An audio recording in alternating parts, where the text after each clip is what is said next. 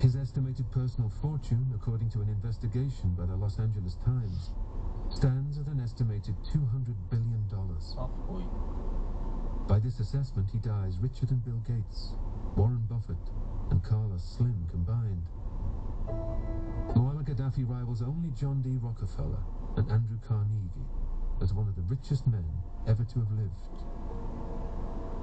Forbes contests the figure, but does not dispute that he died fabulously blamed.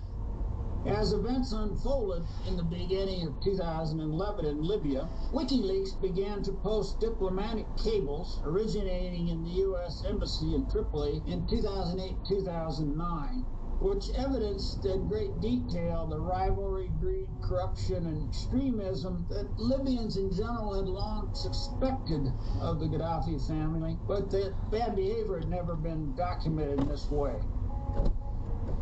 In the last days, as the brother leader's family is scrambling across the border into Algeria and Niger, hordes of gold bullion are being shifted in secret flights to South Africa, their whereabouts currently unknown. In this series, most of the dictators we've covered have a clear and defined legacy. They exist firmly in the past. With Gaddafi, it's different.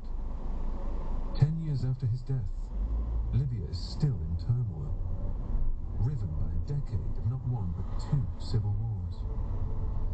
It's a land marauded by death squads and foreign mercenaries. The numbers of the missing mount up.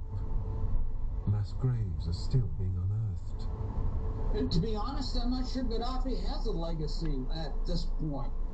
And I don't know that we'll know the answer to that question in Libya until the chaos, instability, and so forth is finally tampered down and we get a working government. People were kowtowed and repressed, but I always remember a Libyan saying to me at the time of the revolution, you know, under Gaddafi we were so embarrassed to be Libyan. We didn't like to tell people outside we were Libyan. But yeah, I think people felt degraded, they felt humiliated, they had this crazy leader who was an embarrassment. We mustn't forget he had his supporters inside Libya as well, and people who were willing to fight till the end. He did have his support base inside Libya, but for most ordinary Libyans, yeah, it was embarrassing and it was horrendous living under that kind of regime for 40 years. The Gaddafi years, it was just the strangest place. Kurwa!